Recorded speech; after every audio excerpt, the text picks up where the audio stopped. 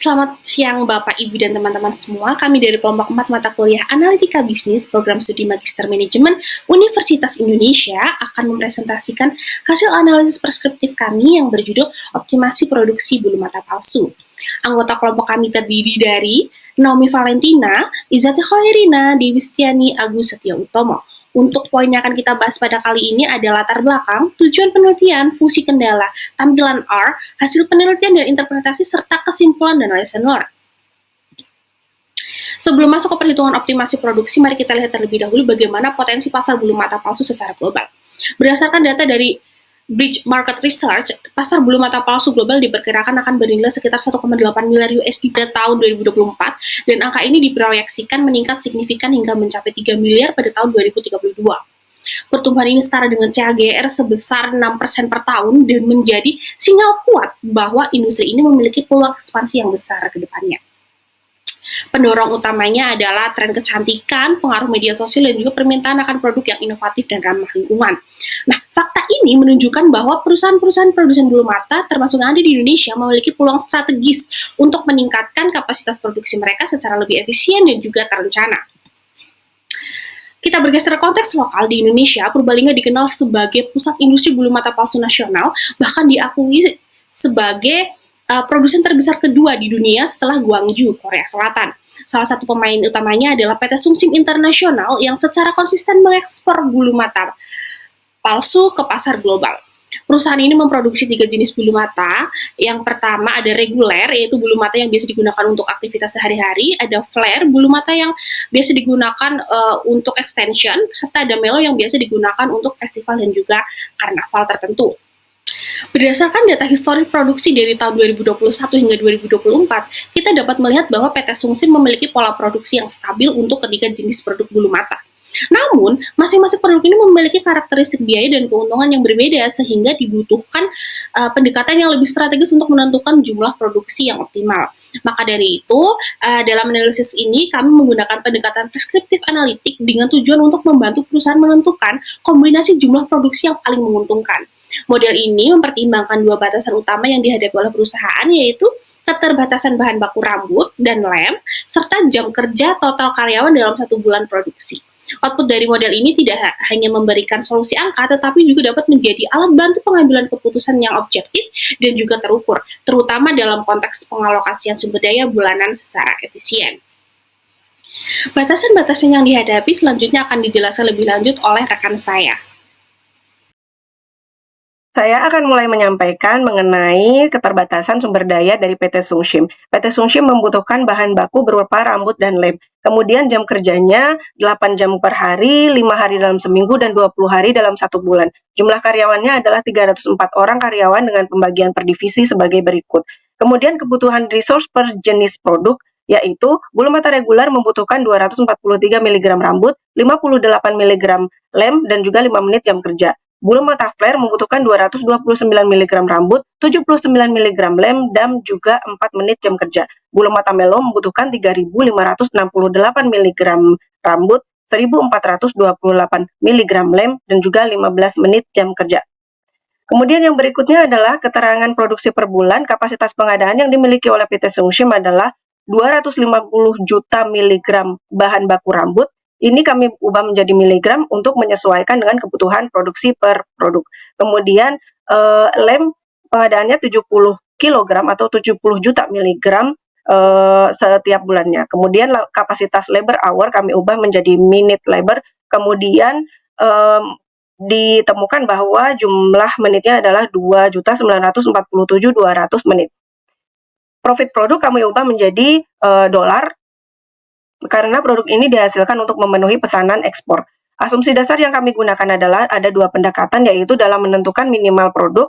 Yang pertama adalah minimal produksi rata-rata per bulan, yang kedua adalah angka terkecil jumlah produksi di periode tersebut. Ini untuk membuktikan bahwa saran yang kami berikan valid untuk berbagai kondisi. Kemudian fungsi kendalanya untuk maximization profit-nya, kami merumuskan 3,78X plus 2,79Y plus 5,1Z.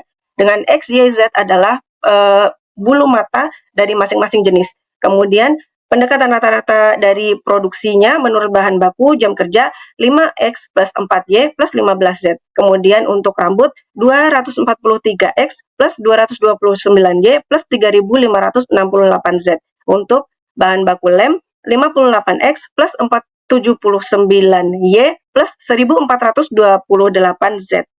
Sekian, terima kasih. Baik, izin melanjutkan pemaparan dari rekan saya. Selanjutnya kita akan masuk kepada bagaimana memproses batasan-batasan tadi dan keterangan-keterangan tadi yang sudah dijelaskan oleh rekan saya ke dalam aplikasi R. Ini sudah kita masukkan semuanya, mulai dari waktu produksinya, tadi per satuan produk itu berapa menit, bahan bakunya yang diperlukan berapa, dan pendekatan yang pertama yaitu menggunakan pendekatan minimum produksi dengan nilai rata-rata dari data yang kita terima dari PT Sumsim. Dan kita coba generate, hasilnya adalah di bawah ini kita bisa melihat produk X sebanyak 347 sekian, produk Y sebanyak 360.973, dan produk Z sebanyak 11.205.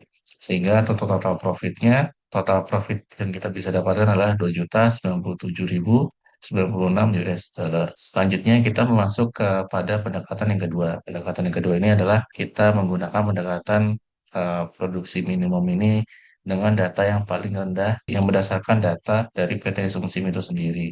Kita bisa melihat perbedaannya, kita bisa mengenerate hasilnya, ditemukan produksi solusi optimalnya adalah produk X meningkat yang menjadi 494, sedangkan produk Y dan produk Z itu menurun menjadi 102.473, dan produk Z menurun menjadi 4.342. Namun, di sini kita bisa melihat profitnya lebih meningkat, yang semula itu adalah 2.097 sekian menjadi 2.170 sekian. Dan selanjutnya kita melakukan visualisasi dari kedua kedua pendekatan tersebut.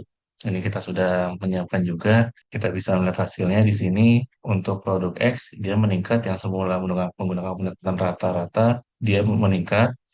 Namun kemudian yang produk Y dan produk Z dia menurun. Sekian dari saya, selanjutnya akan dilanjutkan oleh rekan saya. Oke, saya akan melanjutkan presentasi dari rekan saya. Di sini kita masuk ke dalam hasil output akhirnya dari optimasi produksi bulu mata yang akan dilakukan dengan dua pendekatan, yaitu pendekatan rata-rata dan pendekatan minimum historis. Dari tabel ini kita bisa lihat bahwa pendekatan rata-rata menghasilkan profitabilitas sebesar 2.097.097 US dollar dengan komposisi produksi mendekati data rata-rata histori bulanan yang telah kami analisis. Sementara itu, pendekatan ini malah menghasilkan profit lebih tinggi, yaitu 2.177.010 US dollar dengan produksi Y dan Z-nya itu diturunkan. Ini menunjukkan bahwa alokasi produksi yang efisien tidak selalu berarti produksi harus banyak pada semua produk, tetapi menyesuaikan dengan profitabilitas dan efisiensi setiap unitnya. Nah, selanjutnya adalah interpretasi dan analisisnya. Kita bisa lihat bahwa ada dua hal yang kami temukan, yaitu efisiensi sumber daya sangat dipengaruhi oleh produk mata reguler. Produk ini memiliki profit yang lebih tinggi dengan penggunaan bahan baku, lem, dan waktu yang paling efisien dibanding dengan produk-produk lainnya. Kedua, yaitu produk Melo dan juga Flare ini memiliki lebih boros gitu karena waktu produksi dan juga konsumsi bahan dalamnya tuh lebih besar. Kita bisa lihat juga produk Z itu membutuhkan waktu 3 kali lebih besar daripada produk X. Maka ketika resource-nya terbatas, pendekatan minimum memungkinkan mengalokasikan produksi sebesar-besarnya pada produk yang lebih menguntungkan, yaitu produk X. Kita bisa lihat di bagian tabel ini bahwa kita mau menyesuaikan dengan kendala yang telah kita tetapkan bahwa pendekatan minimal itu tuh lebih optimal dibanding dengan pendekatan rata-rata. Walaupun di sini kita bisa lihat bahwa alokasi Y dan Z itu diminimalisir. Kalau misalnya di pendekatan rata-rata, dia itu lebih mendekati data yang ada di histori sebelumnya. Nah, apa yang menjadi kesimpulannya? Di sini kita bisa lihat bahwa pendekatan minimum historis dipilih untuk mengoptimalkan profit karena adanya lebih efisien dalam waktu bahan baku dan juga lem. Di sini kita bisa lihat bahwa profitnya itu lebih besar dibanding dengan pendekatan rata-rata. Nah, strategi ini memungkinkan perusahaan untuk mengalokasikan sumber daya pada produk yang lebih menguntungkan, yaitu produk mata reguler, tanpa mengabaikan produk-produk lainnya. Adapun lesson-nya adalah efisiensi sumber daya menentukan profitabilitas, pendekatan produksi minimum akan lebih optimal, dan optimasi membantu pengambilan keputusan yang lebih strategis. Demikian presentasi dari kami, terima kasih.